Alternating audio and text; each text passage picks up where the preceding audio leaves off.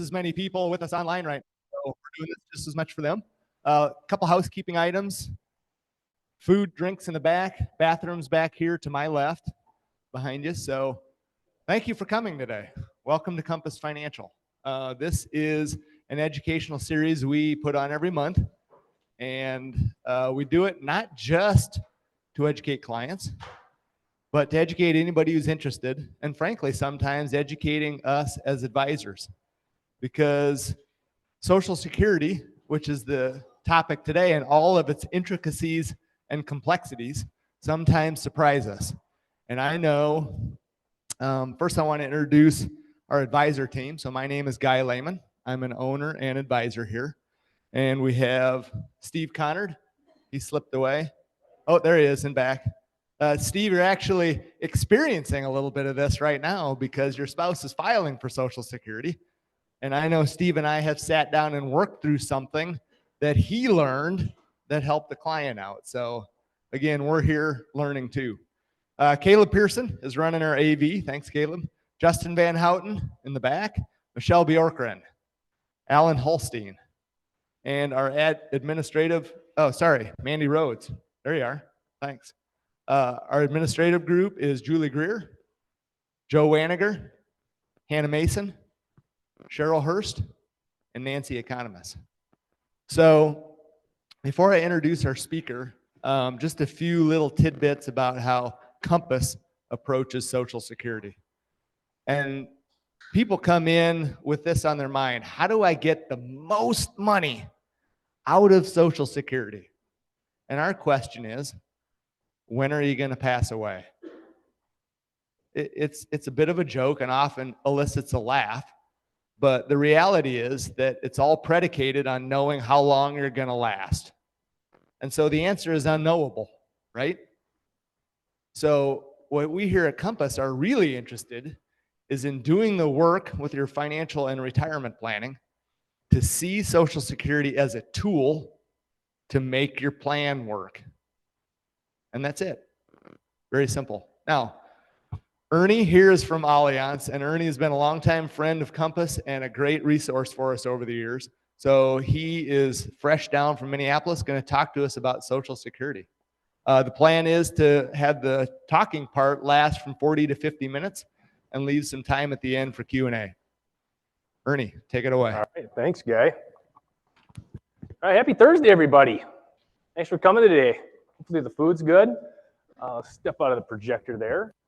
So on that segue of how long you're going to pass away, what's that expiration date, right? I got a story to kind of kick things off. Does the name Ida Mae Fuller ring a bell to anybody at all?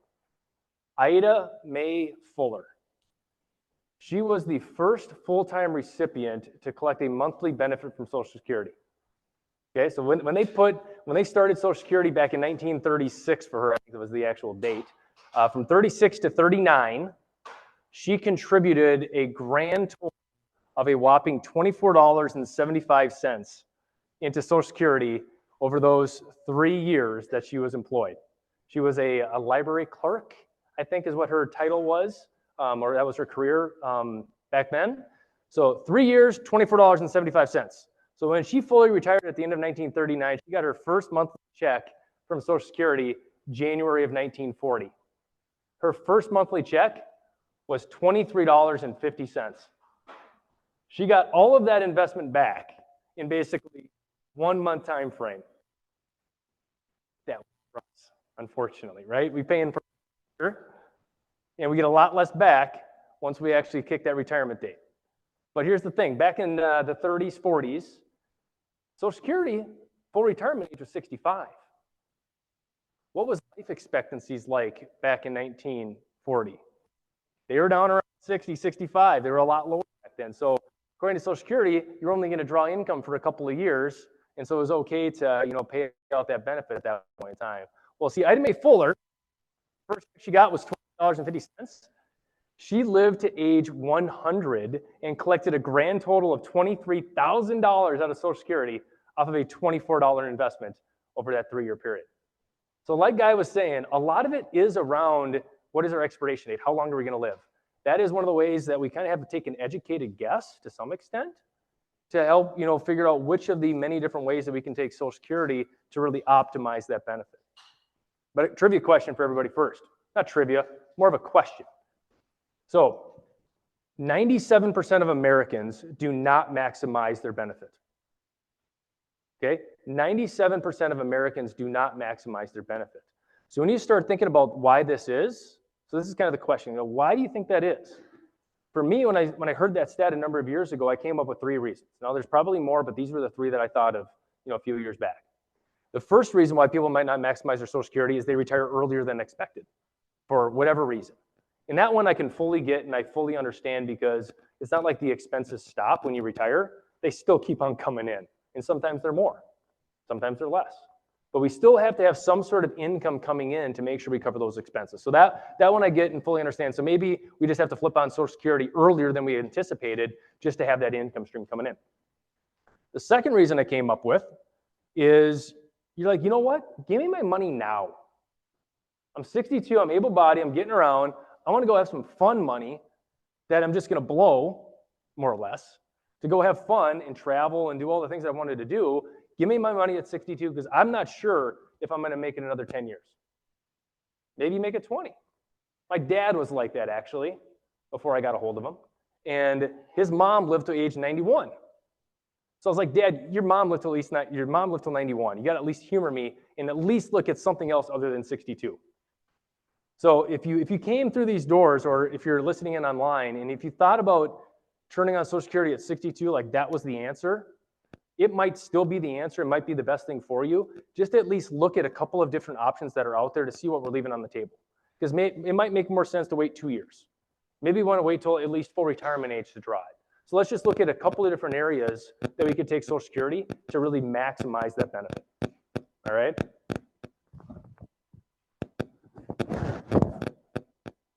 All right, let's keep going here. Third reason. I think there's a number of retirees that are just not aware of all the different filing strategies that are out there as it relates to Social Security. So if you're a married 62-year-old couple, here's the trivia question. If you're a married 62-year-old couple, how many different filing strategies or how many different ways are there that you can take Social Security if you are a married 62-year-old couple? Just start throwing out guesses. 5? 80? I have been doing this for 10 plus years, these Social Security seminars. You are the closest person I have ever had from a guest standpoint. If you are married, I'm dead serious. The number of ways that you can take Social Security if you're a married 62-year-old couple right now, there is 81 different ways. Nice work. That's impressive. Rewind 5, 6, 7 years ago, before they made some changes, there was 567 different ways that you could take Social Security. These seminars were taking like 5 hours to kind of get through all of them. So guy said an hour. I bet you it's going to take us 2. I'm just kidding. It's not going to be that long. But when you take a look at that, there's a lot of different strategies that are out there related to Social Security. Now, it's ludicrous to sit there and go through everyone. We don't need to do that. But I do think we need to go through at least a couple of different options to kind of see what are we leaving on the table by taking it early? Or what are we leaving on the table by maybe taking it late? What are the pros and cons? And that's where your team here at Compass can help you kind of go through those numbers to figure out what is going to be best for your situation. So a lot of the numbers that I go through today in this slide are really about how do I get the biggest check?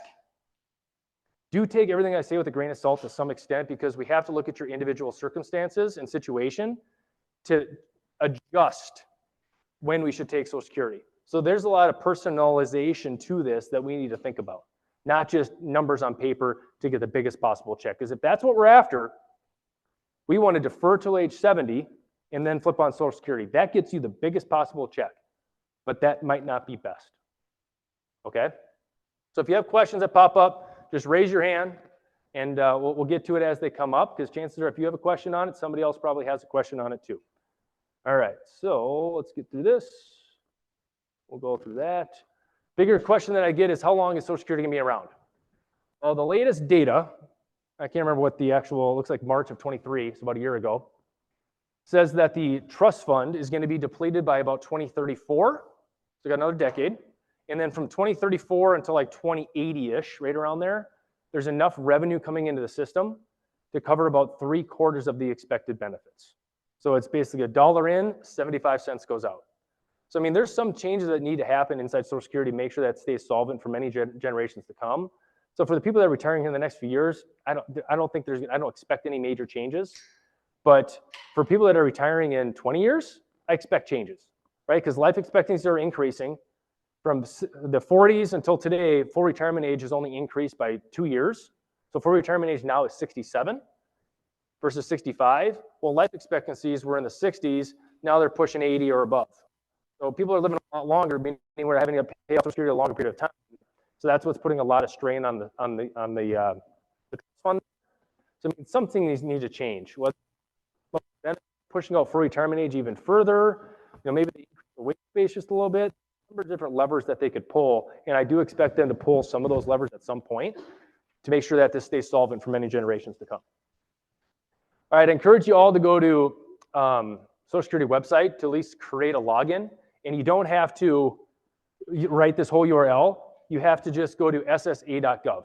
That's the only thing you have to do is go to ssa.gov. So when you get there and you log in, what I want you to do is I want you to take a look at what your earnings history is every single year. The reason why this is so important to get out there and at least take a look at it is when you file your taxes, which we all are doing right now, right, or have done, is your earnings from last year gets reported to the Social Security website. And I want you to just verify what that number is out there for what you made last year. Because I've had a number of people, when I've done these seminars in the last decade, say they missed a digit. So if you made $100,000, it got reported to the website as $10,000. That's a big deal. Because that number is what's used for some of that calculation to figure out what your benefit's going to be at full retirement age. So just get out there and just make sure that that number is accurate. Yeah. So I've heard the myth that they only count the last 10 years that you work, and that's what they base your Social Security on. Is that true? No. Is it your entire lifetime worth of working? Oh, okay. So the question is it only based to calculate the Social Security benefit? Do they only look at your last 10 years? Do they take a look at your highest, or do they take a look at your entire career? The answer is, let's see if it gets to it. Does it say it on here someplace? Here we go. They take a look at your 35 highest earning years for employment. So if you've been in the working industry, or if you've been making money for 50 years, they just take a look at the 35 highest earning years adjusted for inflation, index for inflation, and then they apply a formula to it to determine what your benefit's going to be at full retirement age. So 35 highest earning years, and it doesn't need to be consecutive. If there's 5 years that you took off for whatever reason, but you got other years to throw in there, that would replace it. So what they get to is when they do apply that formula, I kind of jumped ahead there, let me just make sure I got anything. Yeah, basically the only thing on this slide was you need to work for about 10 years, and then you're fully qualified for Social Security, okay? So when you take a look at how your benefit's going to be calculated, again, it's your 35 highest earning years for employment, but they give you this number, which is your primary insurance amount, which is, we also call it your benefit at full retirement age, is what that is. Then they apply that formula to it to tell you what that benefit is, and then you get that value at your full retirement age. So if you take a look at your tables, I'm going to snipe somebody's here if that's okay.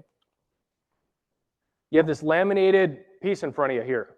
It says 2024 Social Security and Medicare Guide.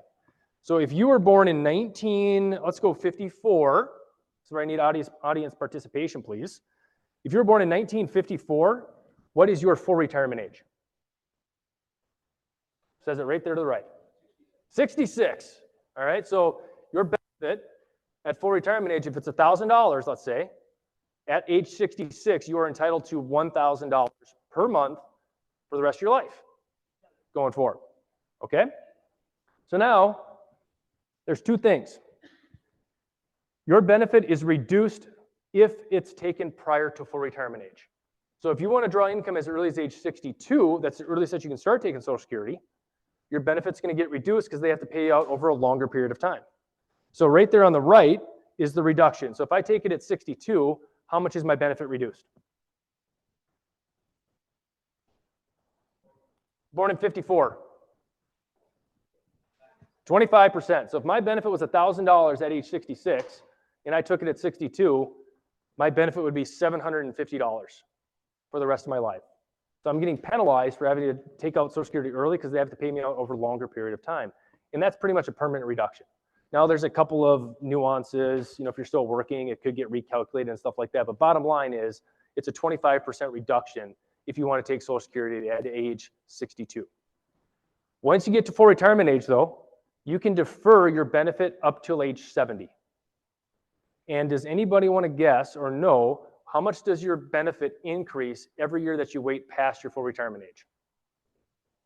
8%. Somebody got it, right? So if my benefit was $1,000 at full retirement age and I wait till age 70, my benefit's going to increase by 32%. So I'd be able to get to $1,320 by waiting till age 70 to start taking Social Security. So if you think about those numbers just on the cover right there, $750 at 62 versus $1,300 at 70 by only waiting 7 years, depending on how long you live, that might be extremely advantageous. The little wrinkle into that whole thing, which is to the benefit, is it's 8% at least is how much it would go up. Because it's 8% plus whatever the government thought inflation was for that particular year. So if the government said that there was a 2% inflation number out there, and you went from 66 to age 70, your benefit actually went up 10% just by waiting that 1 year. And every year it would get recalculated. So it's the right number is 8% for how much it increases, but it's 8% at least, because it also includes whatever the cost of living is. Yeah. Yeah, but that's a lot of money that a person is forfeiting by working those years. Yep. Just to get a few $100s a month more. So the question was, that's a lot of money that we're forfeiting Right. by waiting till age 70 versus taking it at age 62. You're absolutely right. And this is the whole planning part of it, is like, what's your expiration date? And if you're still working, maybe we don't need to draw on it. But if you're not working, yeah, it's a guaranteed income source that we can pull from. And if markets, this is where it's more than just Social Security. This is where the investment side of this is so important. And next to all of this is because if the markets are doing extremely well at age 62, 3, 4, 5, and 6, maybe we can take money from our investments to let Social Security build for just a couple of years. And if markets are doing extremely poorly, maybe you know what? That's a guaranteed income source. I know what the number is. Let me tap into that to take pressure off everything else. So this is the fun part of planning, is like we can do a couple of different things depending on what's going on in the marketplace for us. So that's that. And here's your slide, actually. So what this slide is it's looking at taking Social Security at various start dates, ages, and we got 62, 4, 7, 8, and waiting until age 70 to take Social Security. And this is how much benefits we would have accrued cumulatively if we lived to these respective ages to the right here. And just so we know what the number is, this is looking at somebody that has a $2,000 a month benefit in Social Security at their full retirement age. And then there is no cost of living adjustment to this whatsoever. So this is just looking at pure $2,000 a month, early versus late, and what the cumulative benefit would be. So if you took it at 62 and you made it till age 70, you would have only collected $134,000 out of Social Security. That's it.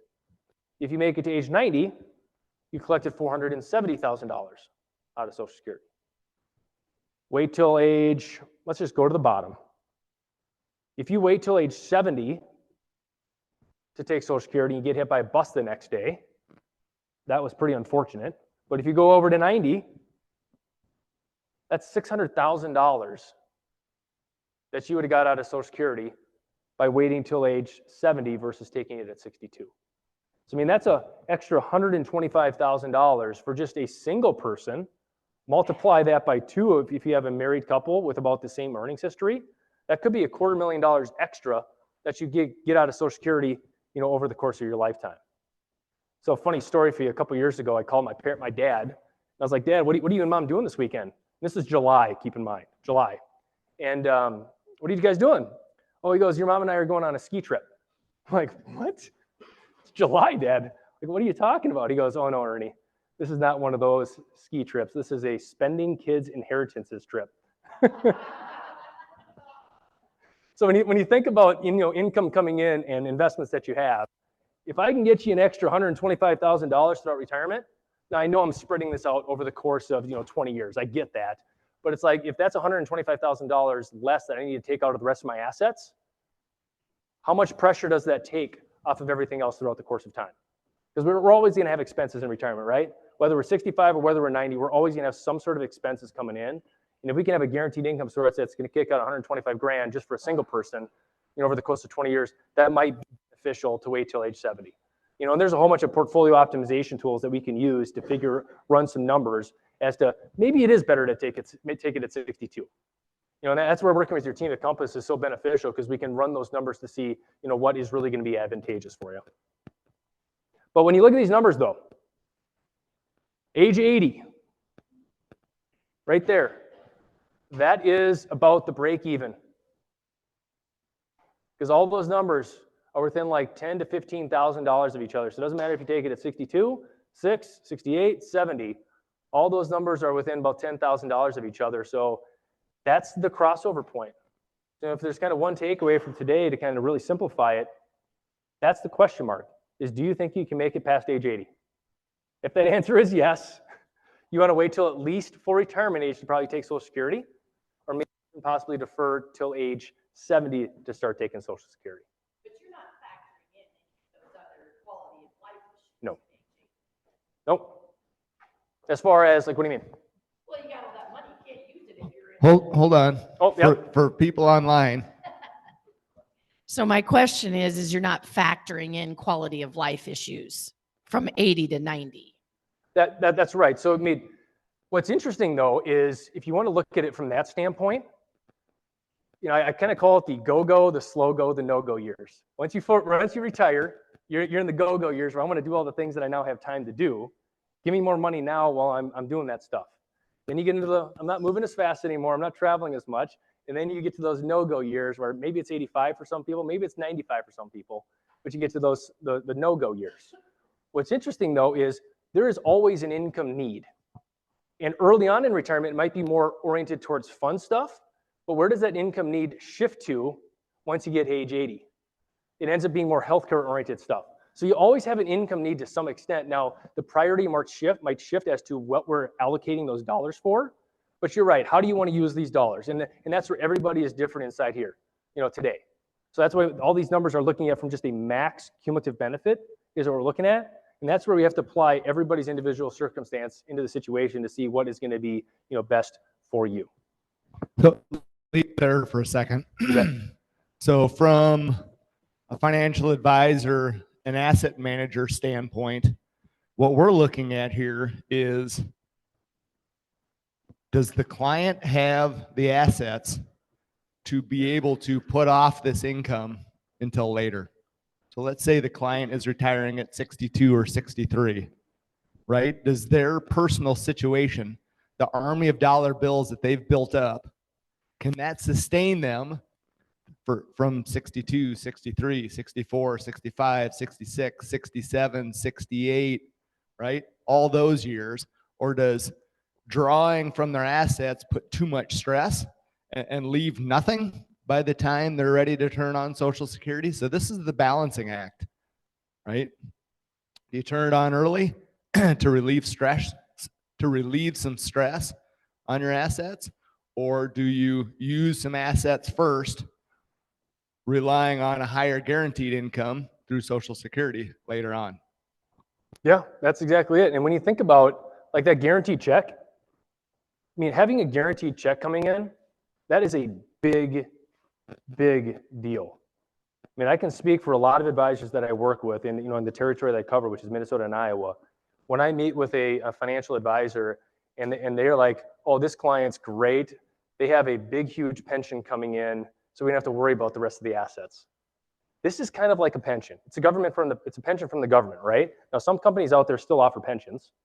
There's a lot of companies that don't offer pensions anymore, but those clients that do have a pension coming in, it takes so much pressure off the rest of the assets because that's a guaranteed check that's going to be there every single month for as long as you're alive, and it's an increase with inflation, a little bit along the way. So if you think about it from that standpoint, by deferring out till full retirement age or maybe even a little bit longer, if we can get a bigger pension coming in, it takes a lot of pressure off the rest of your portfolio, when things get a little rough.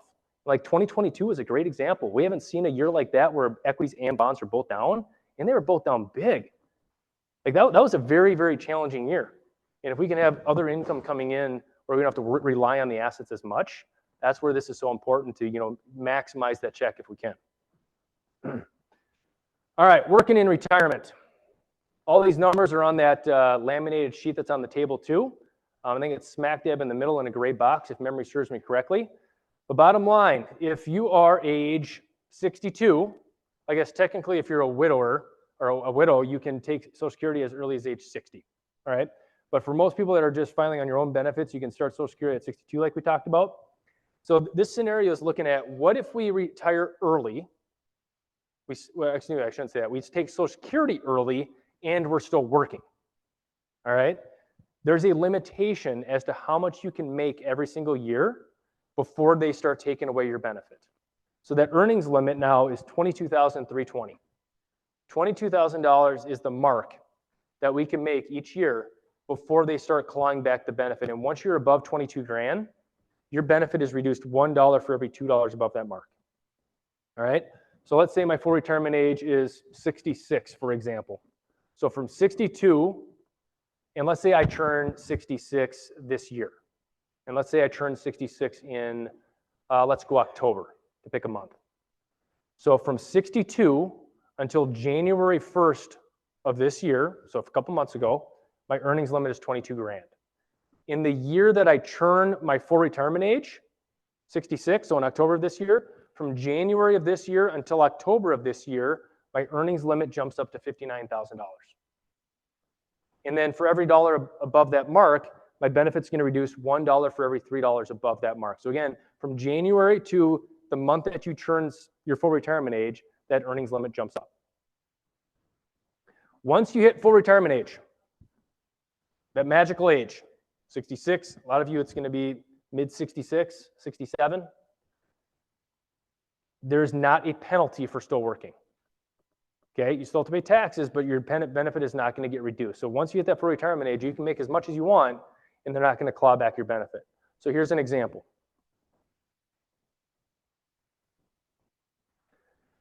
Tamara had a benefit of $22,000 out of Social Security at full retirement age.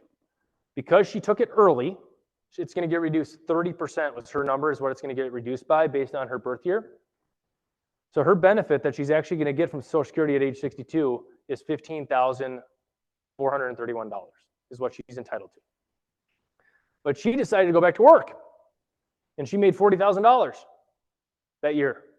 The earnings limit was 22, so she made an extra $17,000 too much over that threshold, which means her benefit's going to reduce $1 for every $2, so basically take half of that. So her benefit's going to get reduced $8,800. So her net benefit, while it started at $15,000, is all the way down at $6,500. That is a huge reduction, right, by still working. So I share this, not saying like it's a bad thing to make money, but you just don't want to have to pay the Social Security office back a year from today. Because if you don't let them know ahead of time, and you can, they'll actually send you a letter 12 months later and say, hey, you owe us 12 grand. Which means you have to really write a check back to the Social Security office to pay back this benefit that should have been reduced. So if you took Social Security early and all of a sudden you go back to work for whatever reason, you can let the Social Security office know ahead of time, and they will readjust your benefit on the front side, so that way that you don't have to pay it back at a later point in time. So what ends up happening though is if you do retire, if you take Social Security early and you're still working, they do readjust your benefit every single year that you're drawing income and still working. So once you get to full retirement age, they do readjust it a little bit. So it's not like it's a permanent reduction down here. They do readjust it a little bit once you get to that full retirement age, based on how much you made and a few other different factors along the way. All right, tax implications. So slot limit, basically if you're married filing jointly, and let's say to get to the number, I should have started there, sorry, is they take a look at your adjusted gross income plus any non-taxable interest plus half of your Social Security benefit. So if your Social Security benefit that you were going to get for the year was $40,000, they would take $20,000, throw it into this number to get your combined income. So if my adjusted gross income, or my combined income number, was $40,000, I would then take up to 50% of my Social Security benefit and include that in my tax return for income that year, and then I would pay tax on that amount. So again, this is not the tax rate that you pay. This is just how much of your Social Security check is going to be included in your tax return that you file every single year with your CPA. Yeah. I'm guessing, I don't know where this should go, and I guess I should know. So if you're getting a pension Yep. or you're getting money from your 401k, does Yep. that count as that income? No, earned income. Thank you. W-2 income is really a good way of looking at it. Earned income is what the key word is. All right, so I'm going back in time. All right, so the next section that we're getting to is spousal benefits. So I'm going to use my wife and I for example. All right, let's fast forward a number of years and say we're at full retirement age. Once we get to full retirement age, and let's say my wife has never worked a day in her life, she stayed at home with the kids, okay? Once we get to full retirement age, she is automatically entitled to 50% of my benefit. So if I have a $1,000 benefit, she's automatically entitled to $500, okay? The thing is, I get to hold the keys to that $500 though, because she does not get that $500 until I start collecting a check. So if I decide to wait till age 70 to take Social Security, she can't turn on her benefit. She won't get that $500 until I turn on my benefit at age 70. If I take it at 62, she can get 50% of my benefit, still $500 at full retirement age. But if I took it at 62 and she took it at 62, what's going to happen to her $500? She's going to get a permanent reduction in her benefit too. Okay. So then on the flip side of things, if she has an earnings history now, and she does, she's a physical therapist, we then can make the decision to see what is more beneficial. Is it better to file off 100% of her own benefit, or is it better to take 50% of my benefit?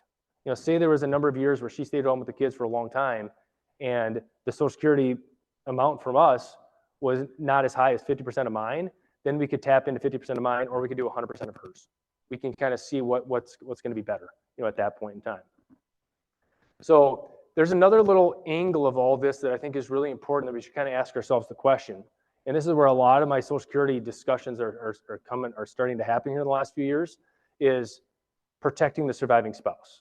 So I went back to this slide because if my benefit was $1,000 at full retirement age, 66, we just talked about what happens if we take it early, right?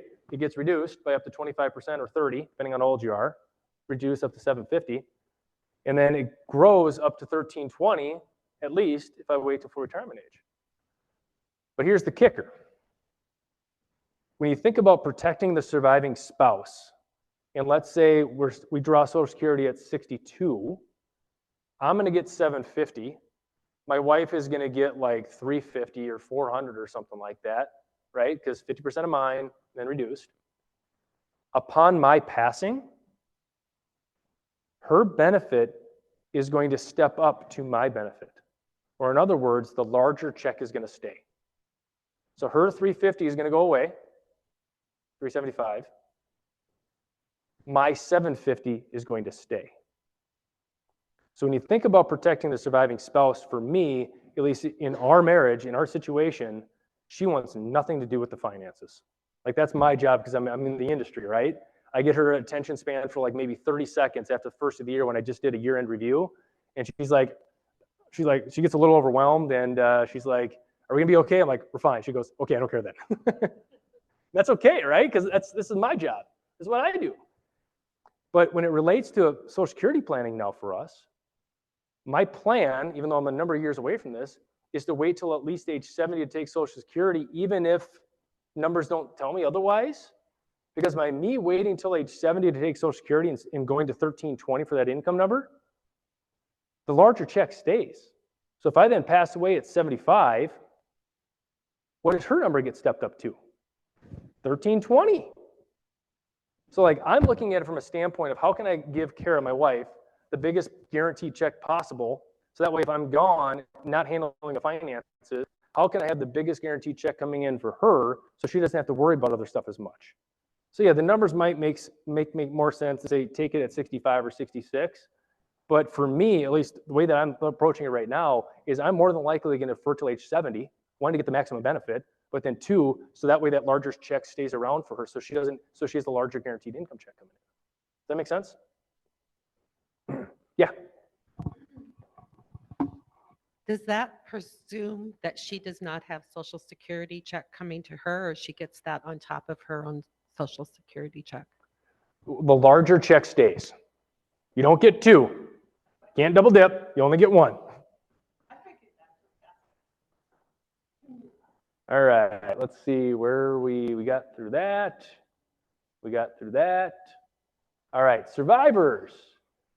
So on this slide real quick, basically the benefits for a survivor is you can start Social Security as early as age 60. So you can take it a lot earlier, but there's a severe penalty for taking it early. It's reduced up to 30% if you take it as early as age 60. But then this is where you can kind of play the game of taking a survivor's benefit. So filing on your deceased spouse's benefit, and then you can flip over to your own at a later point in time. And that's where some of those optimization tools with Social Security are really beneficial to put in the values, and we can see, is it better to just take your own benefit right away, or do we take the survivor benefit and then we flip over to your own benefit, at a later point in time? So we can kind of run those numbers to see what's going to be most beneficial. And then for an ex-spouse, as long as you're married for at least 10 years, your ex-spouse receiving benefits needs to be at least age 62. And then again, you can do the math and say, hey, is it better to file on my own benefit or file on my ex-spouse's benefit? You can just run those numbers to see what's going to be more advantageous, at that point in time. All right, Medicare, real quick. Time, we're good. So Medicare, you're eligible for the Medicare on the first day of the month that you turn 65. There's a 3-month window on either side of your 65th birthday that you need to enroll in Medicare. And if you are not covered by a plan, there's a penalty for not enrolling in Medicare. All right? So if you are still working, I tell everybody, check with your employer, because every company is usually a little bit differently, does things a little bit differently. But if you're still working and covered by a health plan, normally you're going to stay on your current plan and they don't want you to switch over to Medicare. Every once in a while, there's an employer out there where they have you leave the health plan and they have you switch over to Medicare. So each plan is different. You just want to check to see what you want to do.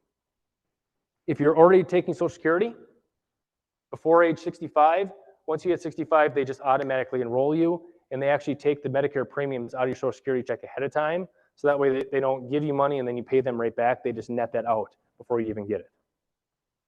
So as it relates to Medicare, there's 4 different parts, but there's really 2 different questions or 2 different ways that you can take it. The 4 parts are A, which is like hospital stays, B is outpatient stuff, C is going to be your Advantage plan, and then part D is your prescription drugs. But it's not like this is what you get all the time. There's really 2 columns that we're going to get to.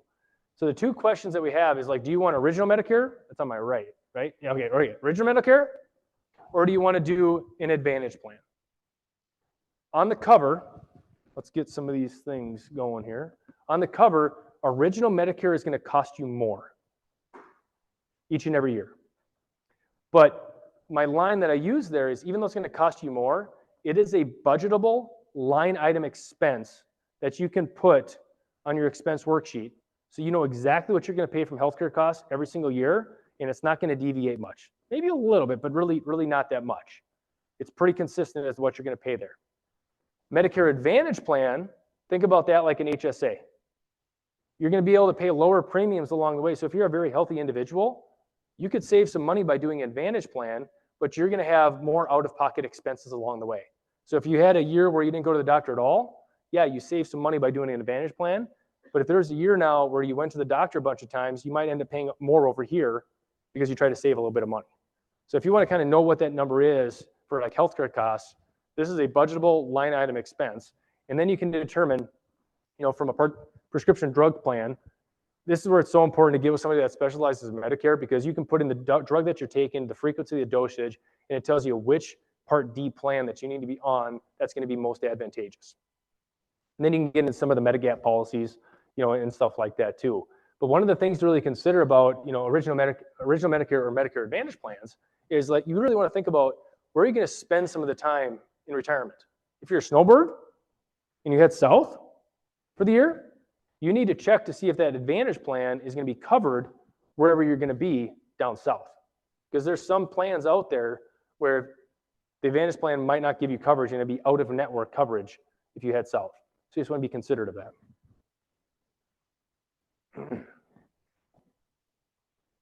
And that's the last one, yep. So when you think about this, like Social Security is a big deal. Like this is, for a lot of people, this is gonna be the largest income check that's gonna be coming in, and we gotta spend the time to get it right because it takes so much pressure off the rest of the assets. And one of the things that I close with too is this is not a fun exercise to go through, but you're gonna feel so much better when you go through it is do an expense worksheet. You know, what am I spending every single month? Where's my income coming from? I'll tell you what, it is not a fun exercise to go through. My wife and I we took like a 5-year hiatus where we didn't do it, and we just did it a couple months ago. And again, it's not one of those riddle breakings where shame on you for spending that much money on that, or you're still paying for that and you're not using it. That's not the exercise. The point is just figure out what that expense number is for you each and every year. Figure out what the income number is for you each and every year. And again, we'll know what Social Security number is going to be roughly. We'll throw that in there. Maybe you have a pension, maybe you have some rental income coming in, whatever that is, part-time job. But the point is, if our expenses are $60,000 and our income is $40,000, do we have a problem? Maybe. We just have a gap between what we're spending and what our income is. If we have other assets out there that we've saved for however many years, we're going to use those assets to cover that $20,000 income gap. So yes, on the cover, there's a problem, but we might not necessarily have a problem. We just need to talk about how we're going to solve for that gap. And that's where there's a number of things that we can do to do that in a capital efficient manner to make sure you have the income coming in to cover all those retirement expenses that you have. And I would encourage you, think about retirement expenses. Don't just do it from a food, shelter, and clothing stuff. Restaurants, like if that's something that's important to you, where you go out once a week with your friends or family, a lot of people might say that's a want. I would tell you that's a need. Because if that happens, if you get to retirement, are you going to want to, like now that you're in the years where every single day is a Saturday, are you not going to want to do that? No, you're still going to want to do that. So like for a lot of people, they would consider that a want, but I would say that's a need, or like a golf membership. That's a need. Like if you've been paying that for 20 years, that has now come over to the need category. It's not a want category. So when you start thinking about that, just throw everything in there just to kind of see what that number is going to be. And what I've seen is that people actually go through that exercise and take the time to do it. Again, you don't have to get it down to the exact dollar and cent, just get close. You just feel that much more confident and secure as you get closer and closer to retirement, because that way you know what your numbers are, as you get closer and closer. Make sense? All right, raise your hand if you learned something today. All right, learn 2 things? Oh, you got 1 question first. All right, Okay. we got a mic for you first, hold on. If a person has already been receiving Social Security for a few years, can they change their options on that? No, you cannot. the There's a amount, 1-year do-over. So if you want to change your mind in the first 12 months, you can. But once you cross that 1-year mark, you're locked and loaded. Yep. Any other questions at all? Oh, Michelle's got one. So back to the filing early but still working, or claiming early but you're still going to work. Yep. Do you end up getting all of that offset back? So what they do is, let's say we take it at 62 and we worked for 2 years. We had our benefit reduced for 2 years because we were working. The way they kind of look at it is they say however many years we adjusted it down, we'll add those years to whatever age you started. So if it was adjusted lower for 2 years, they'll take 62 plus 2. It'll be like you took Social Security at 64 then, is how they readjust it on the backside. Once you hit full retirement age, they readjust that. Yeah. So my question is concerning being taxed on your Social Security. If 50% of it is taxed when you start receiving it, is that Not 50% tax. It's 50% of that is going to be included in your tax return, and then you'll pay tax on that. at the same, is Social Security taxed like earned income? Yep. So it's exactly the same. You got it. So again, that 50% is not the tax rate. Just 50% of your benefit is added to your income. So if your benefit is $40,000, we take 20 assuming we're in that 50% slot, 20 grand gets added onto our return that we file with our CPA, and then the tax rates then apply from there.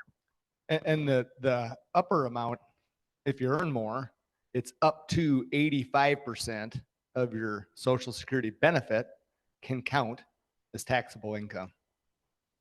So he 50 is on the spectrum from 0 to 85. Ernie, I have a question. Yeah. How is COLA, the cost of living, applied? Is it applied just to retirees, or is it applied to everyone, including those still working? I'm going to say it's applied to everybody, pretty much.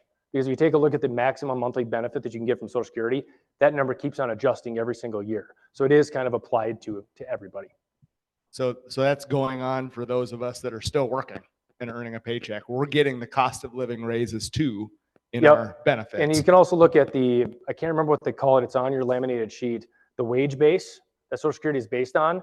I want to say the number's like 160,000-ish, somewhere around there. I mean, 5, 6, 7, 8, 9 years ago, it was $118,000. So that wage base keeps on increasing too, which is also driving up some of that monthly benefit stuff too, for calculating the wage base.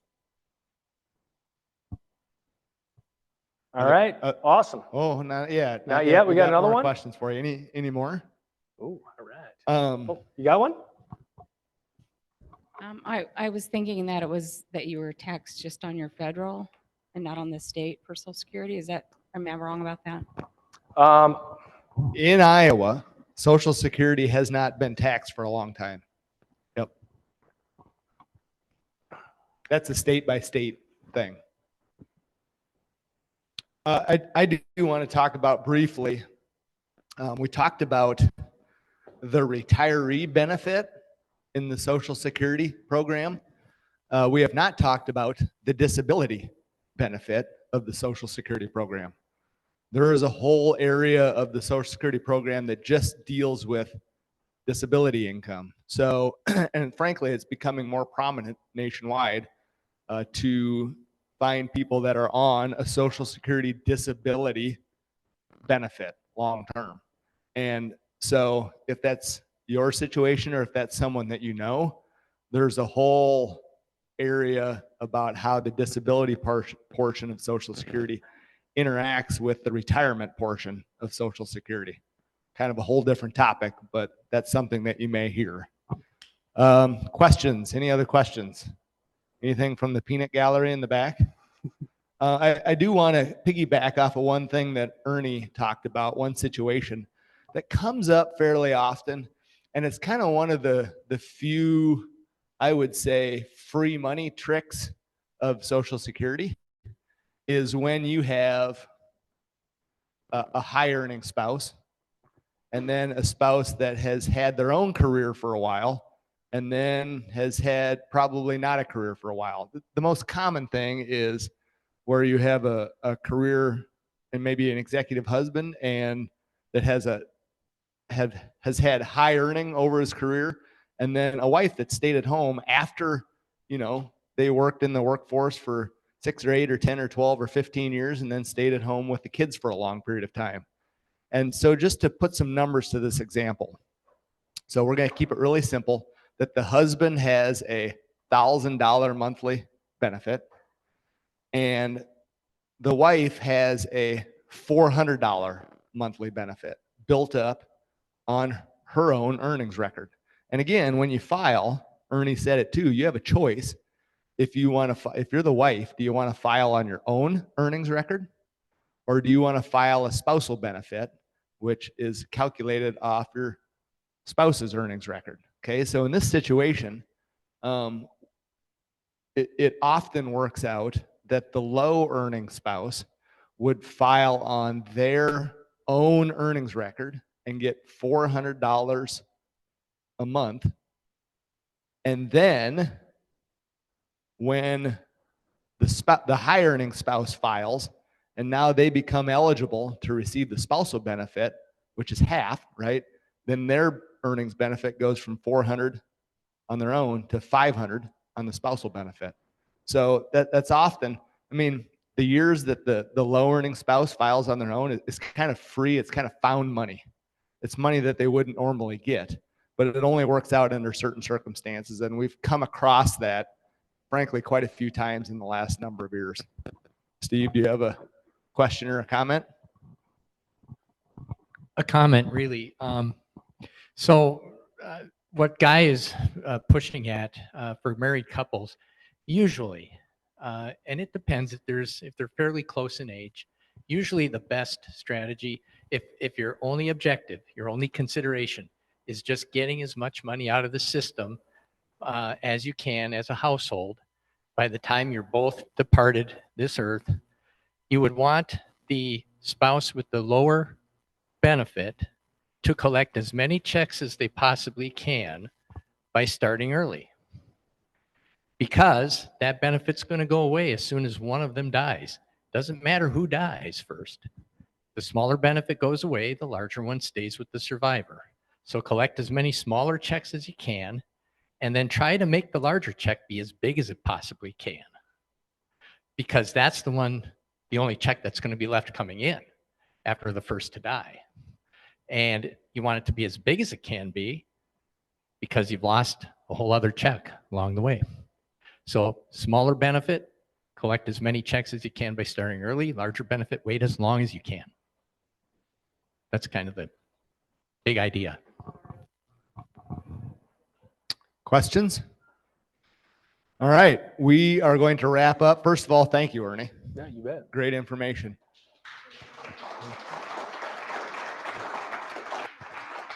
Also, thank you all for coming today. Thank you for being clients. Thank you for referring to us. We are open for business, and we appreciate just walking alongside the process with you and helping you make some of these decisions arm in arm. So have a great day. Enjoy the weather. Spring is here finally.